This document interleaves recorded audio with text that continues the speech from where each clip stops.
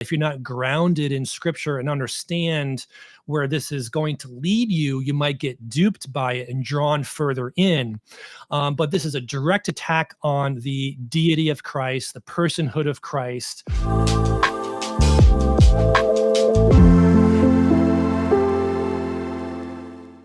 Now, one of the most commonly used, one of the most popular arguments used for UFOs in the Bible is actually coming from the book of Ezekiel in chapter 1. And I'll give you a little bit of an overview.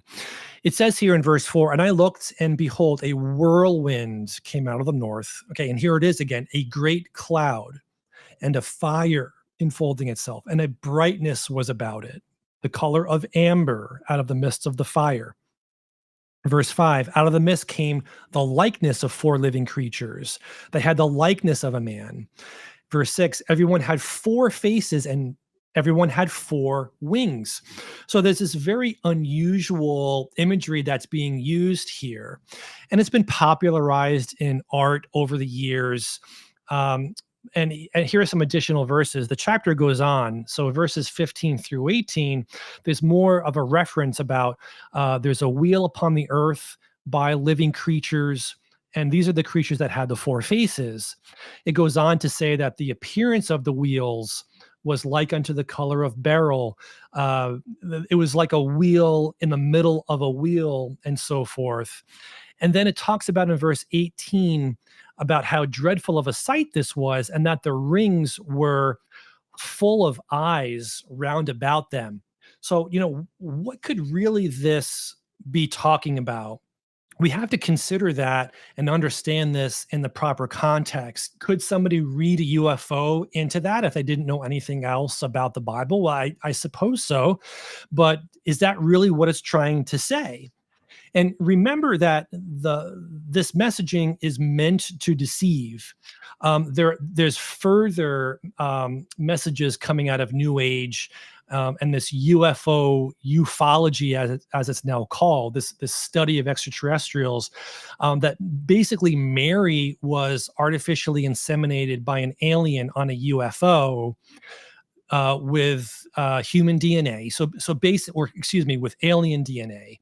So what this means is that Mary remained a virgin, but she gave birth to Jesus, who was half human by Mary, but half alien. So Jesus is a half alien. He's like a hybrid person. This is, it's a direct attack on the deity of Christ, which is the whole point of the deceptive message, right? But if you don't know that, if you're not grounded in scripture and understand where this is going to lead you, you might get duped by it and drawn further in. But this is a direct attack on the deity of Christ, the personhood of Christ. There's even some discussion about the miracles of Jesus. Basically, the idea that aliens hypnotized people, in Israel in Jesus's day, as Jesus was teaching and traveling around. Aliens from another planet hypnotized the masses, or the individuals that had certain sicknesses, and then Jesus came along and had an encounter with them.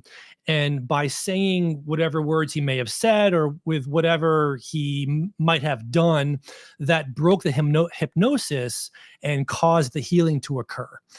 So it's this theory that people were put into this trance-like state where they were programmed or hypnotized to believe they had an illness. So there really was no illness. And then Jesus comes along, breaks the hypnotic spell, and that is the explanation for the healing. So, there's this direct attack on the miracles of Christ, and that has profound implications when you think about Christian theology, right? Well, what about the resurrection? The resurrection was a miracle, a pretty important one, like the cornerstone of the faith, right? So was that not real? Was that somehow, was Jesus somehow transported and taken back up into a UFO out of the tomb? Is that why the body was missing? So there's all kinds of problems that go along with this, obviously. But remember that this is deceit, and it's meant to undermine the deity of Christ, the miracles, including the resurrection. And without the resurrection, what is the Christian faith? Nothing.